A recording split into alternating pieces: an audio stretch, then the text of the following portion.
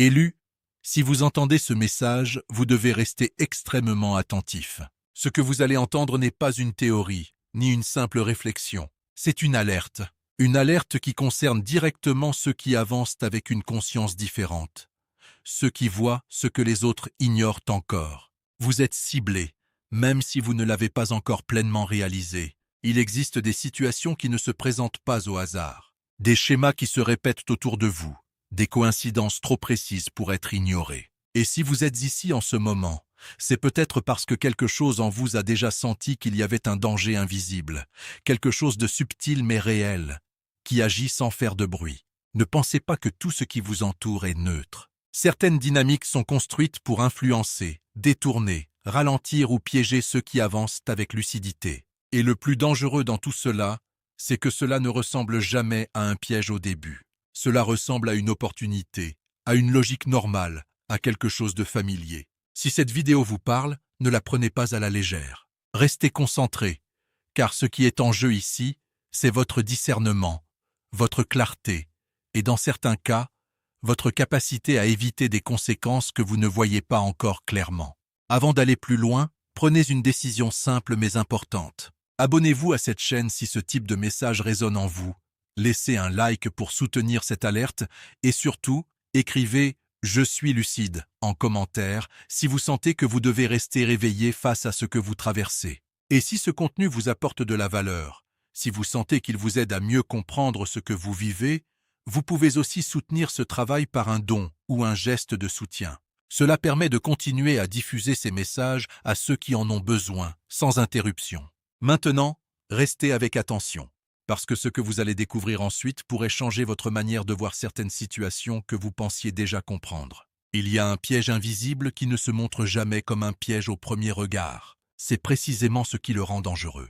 Il ne se présente pas avec des signes évidents d'alerte, ni avec des intentions clairement hostiles. Au contraire, il s'installe dans des situations ordinaires, des décisions simples, des choix qui semblent logiques et même bénéfiques sur le moment. Ce piège fonctionne dans le silence. Il agit dans les détails, dans les habitudes, dans les automatismes du quotidien. Tu peux être dedans sans même t'en rendre compte, parce qu'il n'y a pas de rupture brutale, pas de moment précis où tout devient évident. C'est une progression lente, presque imperceptible, qui modifie ta perception sans que tu réalises exactement quand cela a commencé. Le danger, c'est que ce type de mécanisme ne force jamais ton choix. Il t'oriente, il t'influence doucement, jusqu'à ce que certaines directions te paraissent naturelles, évidentes, inévitables. Et à ce stade, tu crois encore que tu es totalement libre, alors que tes options ont déjà été partiellement réduites sans que tu ne le remarques clairement. Ce qui rend ce piège encore plus subtil, c'est qu'il peut utiliser des éléments positifs, des opportunités, des relations, des situations qui semblent avantageuses. Mais derrière cette apparence, il peut y avoir une perte progressive de clarté, de discernement, ou de contrôle sur certains aspects de ta trajectoire. Tu ne ressens pas immédiatement la menace, parce qu'elle n'est pas frontale. Elle est intégrée dans le système même de ce que tu vis. Et tant que tu ne prends pas de recul, tant que tu restes uniquement dans l'expérience immédiate, il devient difficile de percevoir ce qui est en train de se structurer en arrière-plan. C'est pour cela que cette alerte existe. Non pas pour créer de la peur inutile, mais pour réveiller une forme de vigilance intérieure. Une capacité à observer, à questionner, à ne pas tout accepter automatiquement simplement parce que cela semble cohérent ou confortable. Car dans certains cas, ce n'est pas ce qui te fait peur qui te piège. C'est ce que tu n'as même pas pensé à remettre en question. Ce piège n'est pas construit de manière brutale ou évidente. Il repose sur une architecture discrète, presque invisible, qui s'installe progressivement dans les pensées, les habitudes et les décisions. Rien n'est forcé au départ. Tout commence par des éléments qui semblent normaux, logiques, même utiles. La première étape de cette construction repose sur la répétition. Lorsqu'une idée, une situation ou un comportement est présenté plusieurs fois sous différentes formes, il finit par devenir familier. Et ce qui est familier cesse d'être remis en question.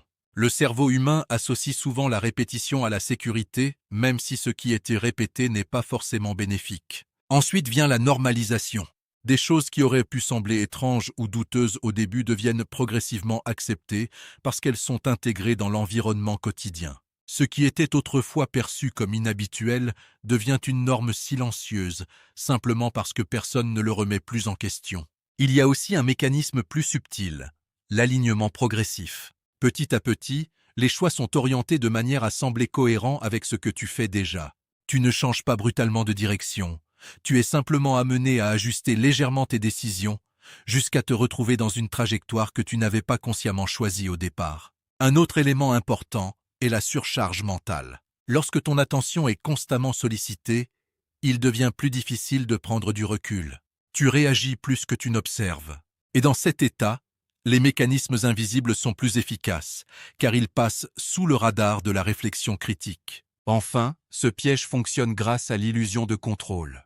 Tu as l'impression de décider librement, de garder la main sur tes choix, alors qu'en réalité, certaines options ont déjà été influencées en amont. Ce n'est pas une contrainte directe, mais une orientation progressive qui limite subtilement le champ des possibles. Comprendre cela ne signifie pas voir des menaces partout. Cela signifie développer une lucidité plus fine sur la manière dont certaines dynamiques peuvent s'installer sans bruit. Et cette compréhension est la première forme de protection. Les élus sont ciblés non pas par hasard, mais parce qu'ils représentent une forme de lucidité particulière. Ils perçoivent souvent les choses différemment, ils questionnent ce que d'autres acceptent sans réflexion, et ils ressentent des incohérences que beaucoup ignorent. Cette sensibilité fait d'eux des individus plus attentifs, mais aussi plus exposés aux mécanismes invisibles. Sur le plan psychologique, ce ciblage s'explique par leur capacité à influencer leur environnement. Une personne consciente, qui commence à comprendre les dynamiques autour d'elle, peut changer ses choix, ses directions, et même inspirer les autres à faire de même. Cela en fait une figure difficile à manipuler sur le long terme, mais aussi une cible à surveiller dans certains systèmes d'influence. Il existe aussi une dimension interne. Les élus ont souvent une intensité intérieure plus forte, une recherche de sens, une volonté de comprendre profondément ce qu'ils vivent. Cette quête les pousse à s'engager plus loin que la moyenne, à explorer des vérités que d'autres préfèrent éviter. Mais cette profondeur peut aussi les rendre plus vulnérables à certaines formes de confusion ou de surcharge mentale. Parce que celui qui cherche à comprendre en profondeur devient naturellement plus réceptif aux informations complexes. Il peut parfois être submergé par trop de signaux, trop d'analyses, trop de possibilités. Et dans cet état, il devient plus facile de perdre la clarté initiale. Il y a également une dimension de progression. Les élus sont souvent en transition, en évolution constante. Ils ne restent pas figés dans un seul état d'esprit. Cette transformation permanente attire naturellement des situations où leur stabilité mentale et émotionnelle est mise à l'épreuve, non pas pour les détruire, mais pour tester leur capacité à rester centrés. Sur un plan plus symbolique, être ciblé signifie aussi être reconnu comme quelqu'un qui a un potentiel d'impact. Toute forme de croissance attire naturellement des forces opposées ou des résistances. Ce n'est pas une question de supériorité, mais de dynamique. Plus tu évolues, plus tu es confronté à des situations qui testent ta lucidité. Comprendre cela permet de ne pas tout interpréter comme une attaque personnelle, mais comme un ensemble de mécanismes que tu peux apprendre à identifier. Et cette identification est déjà une forme de protection intérieure. Les premiers signes du piège ne sont presque jamais spectaculaires. Ils apparaissent sous forme de petits décalages, de détails que tu pourrais facilement ignorer si tu ne fais pas attention. C'est justement ce caractère discret qui les rend importants à reconnaître, car une fois installés, ils deviennent plus difficiles à percevoir. Un des premiers signes est la perte progressive de clarté intérieure. Tu peux commencer à ressentir une confusion légère, non pas sur tout, mais sur certaines décisions, certaines relations ou certaines directions. Ce n'est pas une confusion totale, mais une zone floue qui s'élargit lentement si elle n'est pas observée. Un autre signe est la répétition de situations similaires. Tu peux te retrouver dans des contextes qui semblent différents en apparence, mais qui produisent le même type de résultat émotionnel ou mental. Cela peut créer une impression de boucle, comme si tu tournais autour des mêmes expériences sans avancer réellement. Il y a aussi un changement dans ton niveau d'énergie mentale. Tu peux te sentir plus sollicité, plus dispersé, avec une difficulté à rester concentré sur ce qui compte vraiment pour toi. Ce n'est pas forcément une fatigue physique, mais une surcharge intérieure qui rend les choses plus lourdes à gérer. Un signe important est également la normalisation de ce qui te dérangeait auparavant. Des situations que tu aurais questionnées autrefois commencent à te sembler acceptables, simplement parce que tu t'y es habitué. Et cette habitude peut masquer une perte progressive de discernement. Tu peux aussi remarquer une influence accrue des opinions extérieures. Les avis des autres prennent parfois plus de place que ta propre perception. Petit à petit, tu peux commencer à douter de ce que tu ressentais initialement, non pas parce que c'était faux, mais parce que trop de voix extérieures viennent t'interférer. Enfin, il y a un signe plus subtil. Le recul intérieur diminue. Tu réfléchis moins en profondeur. Tu analyses moins les situations. Tu réagis plus rapidement sans toujours prendre le temps d'observer l'ensemble. Et dans ce mode de fonctionnement, certains mécanismes passent inaperçus. Reconnaître ces signes ne signifie pas vivre dans la peur, mais développer une vigilance calme, une capacité à observer ce qui change en toi et autour de toi avant que cela ne devienne trop ancré. C'est cette attention qui fait la différence entre subir une dynamique et la comprendre à temps. Si tu continues sans reconnaître les signaux, le piège ne se révèle pas d'un seul coup. Il se referme progressivement, étape par étape, jusqu'à devenir une réalité difficile à contourner. Ce n'est pas une chute brutale, mais une installation lente dans une situation où tes choix deviennent de plus en plus limités sans que tu t'en rendes immédiatement compte. Au début, tu peux avoir l'impression que tout est encore sous contrôle. Tu prends des décisions, tu avances, tu ajustes. Mais petit à petit, les marges de manœuvre se réduisent. Certaines options disparaissent non pas parce qu'elles n'existent plus, mais parce que tu ne les vois plus comme possibles. Ton champ de vision se rétrécit sans que tu t'en aperçoives. Ensuite vient une forme d'épuisement intérieur, pas forcément physique, mais mental et émotionnel. Tu peux te retrouver à répéter des schémas qui ne t'apportent plus de clarté, mais que tu continues malgré tout, simplement parce qu'ils sont devenus familiers. Et ce qui est familier peut parfois enfermer plus que ce qui est inconnu. Un autre niveau de conséquence est la perte progressive de discernement. Les situations deviennent plus difficiles à lire, les intentions plus floues et les décisions plus lourdes à prendre. Tu peux commencer à douter non seulement des autres, mais aussi de toi-même, ce qui rend chaque choix encore plus complexe. Dans certains cas, cela mène à une impression d'immobilité, comme si tu étais actif, mais sans véritable progression. Tu fais des efforts, mais les résultats ne correspondent pas à l'énergie investie. Et cette incohérence peut créer une frustration intérieure qui amplifie encore la confusion. Le danger principal n'est pas une catastrophe soudaine, mais une adaptation silencieuse à une situation qui ne te convient plus. Tu t'habitues à ce qui devrait être remis en question. Et à force de t'y habituer, tu finis par ne plus percevoir l'écart entre ce que tu vis et ce que tu pourrais réellement vivre. C'est cela, l'enfermement symbolique. Ne pas voir les portes qui restent ouvertes parce que ton attention est captée ailleurs. Et plus cela dure, plus il devient difficile de retrouver une vision claire sans un vrai moment de prise de recul. C'est pour cette raison que la vigilance n'est pas une option secondaire ici. Elle est essentielle pour éviter que ce qui est au départ subtil ne devienne une réalité plus difficile à inverser.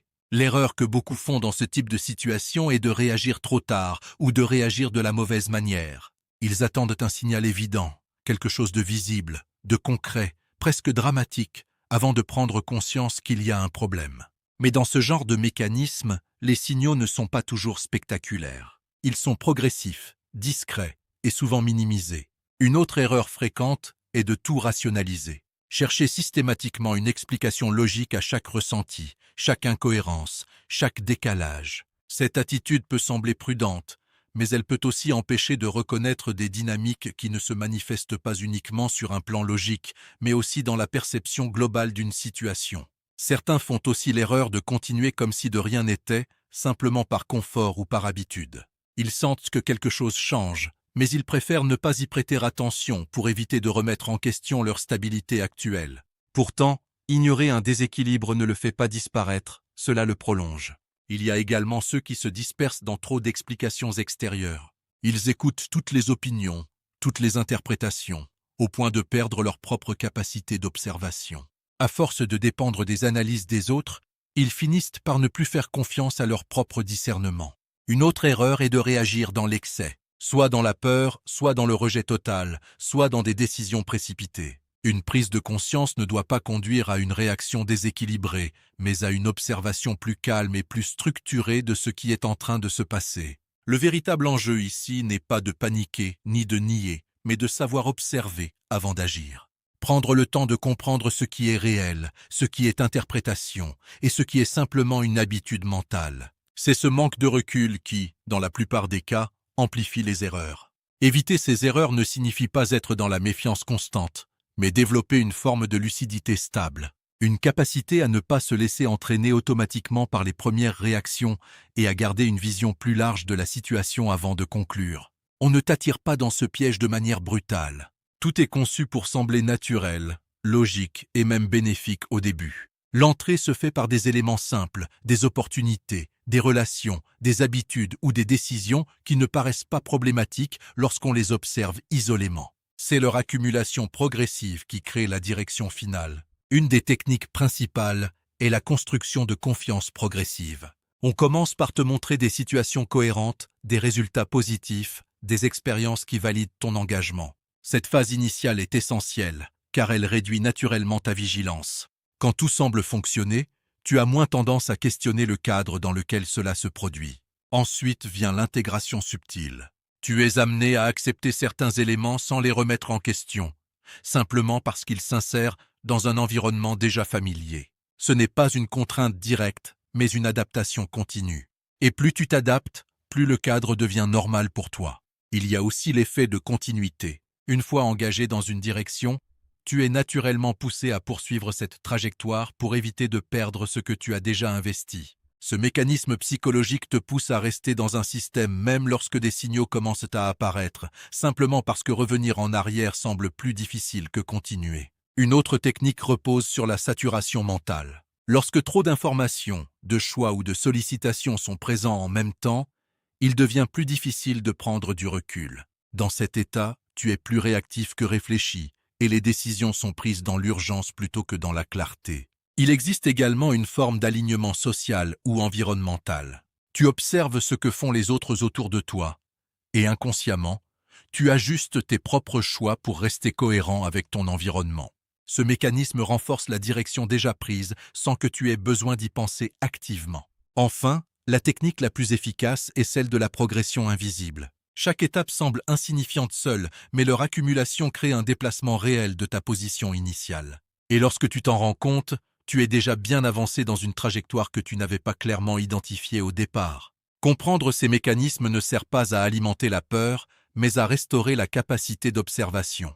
Parce que ce qui est visible peut être corrigé, mais ce qui est invisible doit d'abord être reconnu pour pouvoir être ajusté. Reconnaître le danger ne repose pas sur la peur, mais sur le discernement. Le discernement, c'est cette capacité à voir au-delà de l'apparence immédiate d'une situation, sans se laisser emporter ni par l'émotion, ni par l'habitude, ni par l'influence extérieure. C'est une forme de lucidité calme, qui observe avant de conclure. Le premier indicateur est la perte de cohérence intérieure.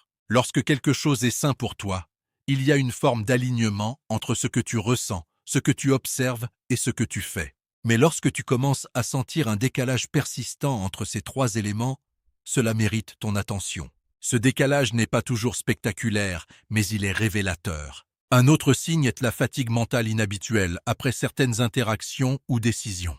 Ce n'est pas une fatigue physique, mais une sensation de confusion, comme si ton esprit avait été surchargé sans raison claire. Lorsque cela devient répétitif, il est important de s'arrêter et d'observer ce qui provoque cet état. Il y a aussi la perte de clarté dans la prise de décision.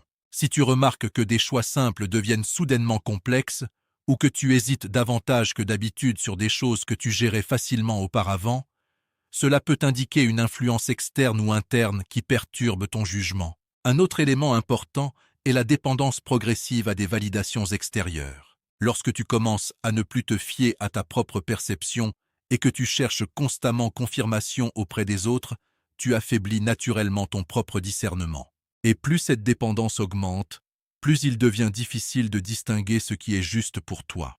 Il faut également observer la répétition de situations inconfortables. Si certains schémas reviennent sans cesse malgré tes efforts, cela signifie qu'il existe un mécanisme non résolu que tu n'as pas encore pleinement identifié. Ignorer ces répétitions ne les fait pas disparaître, cela les prolonge. Reconnaître le danger, ce n'est pas vivre dans la méfiance permanente. C'est développer une observation stable, capable de détecter les incohérences sans réagir dans l'excès. C'est cette stabilité intérieure qui permet de voir clairement sans être influencé par le bruit extérieur. Et plus tu développes cette capacité, plus tu reprends le contrôle de ta perception, non pas en contrôlant tout autour de toi, mais en comprenant mieux ce qui influence tes décisions. Éviter l'emprisonnement dans ce type de mécanisme ne repose pas sur une réaction de panique, mais sur une stratégie de lucidité progressive. La première étape consiste à reprendre du recul. Tant que tu es immergé dans une situation sans pause, tu ne peux pas distinguer clairement ce qui t'influence et ce qui vient réellement de toi. Le recul crée un espace mental où l'analyse devient possible. Ensuite, il est essentiel de réduire la vitesse de décision. Beaucoup de pièges se renforcent lorsque les choix sont faits dans l'urgence ou sous pression mentale. En ralentissant volontairement ton rythme de réponse, tu te donnes la possibilité d'observer les éléments avant d'agir. Ce simple ajustement peut déjà modifier profondément ta trajectoire. Une autre stratégie importante est de rétablir ton point de référence intérieur. Cela signifie revenir à ce que tu sais être cohérent pour toi, indépendamment des influences extérieures. Lorsque trop de voix extérieures prennent de la place, ton propre repère devient flou. Revenir à ce repère intérieur permet de recalibrer tes décisions. Il est aussi nécessaire de filtrer ton environnement. Tout ne doit pas avoir accès à ton attention de la même manière. Certaines informations, certaines interactions, certaines habitudes doivent être observées avec distance, voire temporairement réduites, pour permettre à ton esprit de retrouver de la clarté. La vigilance ne doit pas devenir de l'attention permanente. Il ne s'agit pas de tout analyser de manière excessive, mais de reconnaître les moments où ton discernement est affaibli. C'est dans ces moments-là que les erreurs se glissent le plus facilement. Apprendre à reconnaître ton propre état intérieur est donc une forme de protection essentielle. Un autre élément clé est la réaffirmation de tes intentions. Lorsque tu sais clairement dans quelle direction tu veux aller, il devient plus difficile de te faire dévier sans que tu t'en rendes compte. L'absence d'intention claire, au contraire, rend tout chemin plus facile à influencer. Enfin, éviter l'emprisonnement passe par une chose simple mais puissante, ne pas ignorer les signaux répétés. Ce que tu observes plusieurs fois n'est pas un hasard, c'est une information. Et cette information, lorsqu'elle est reconnue à temps, permet d'ajuster ta trajectoire avant que les conséquences ne s'installent. La protection n'est pas une fermeture au monde, c'est une manière de rester conscient de ce qui influence ton chemin, afin de continuer à avancer sans perdre ta liberté intérieure. Sortir du piège est possible, même si tu as l'impression d'être déjà avancé dans une mauvaise direction. Rien n'est totalement figé tant que tu reprends conscience de ta situation. La première étape n'est pas de tout changer immédiatement, mais de reconnaître clairement où tu en es, sans minimiser et sans exagérer. Cette lucidité est le point de départ de toute sortie. Ensuite, il est essentiel de couper progressivement ce qui entretient la confusion. Cela peut être des habitudes, des environnements, des relations ou des schémas de pensée qui maintiennent ton esprit dans un état de dispersion. Tu n'as pas besoin de tout éliminer d'un coup, mais de commencer à réduire ce qui affaiblit ta clarté. Le retour au calme intérieur est une étape centrale. Tant que ton esprit reste saturé, il est difficile de voir une direction claire. Prendre du temps pour ralentir, observer et te recentrer permet de restaurer une perception plus stable de ta réalité. C'est dans ce calme que les décisions deviennent plus justes. Il faut aussi accepter que la sortie n'est pas toujours immédiate. Elle peut être progressive, avec des ajustements successifs. Chaque petite décision alignée compte. Chaque choix fait avec plus de conscience t'éloigne de l'état dans lequel tu étais piégé. Ce processus est cumulatif, même s'il ne semble pas spectaculaire au début. Un autre point important est de reconstruire ta confiance intérieure. Lorsque tu as été longtemps exposé à des influences confuses, tu peux perdre confiance en ton propre jugement. Il est donc nécessaire de réapprendre à écouter ta perception, sans la surcharger d'avis extérieurs contradictoires. La patience joue aussi un rôle essentiel. Sortir d'un mécanisme installé demande du temps, non pas parce que c'est impossible, mais parce que les habitudes mentales et comportementales se reconstruisent progressivement. Vouloir aller trop vite peut parfois recréer de la confusion. Enfin, il est important de comprendre que la sortie n'est pas seulement une rupture, mais une reconstruction. Tu ne reviens pas simplement en arrière, tu reconstruis une manière plus consciente d'avancer. Et c'est là que réside la véritable transformation. Ne pas seulement sortir du piège, mais ne plus y retourner, parce que tu as compris comment il fonctionnait. Ce que tu vis n'est donc pas une fin, mais une transition. Et chaque prise de conscience te rapproche d'un état plus stable, plus clair et plus libre.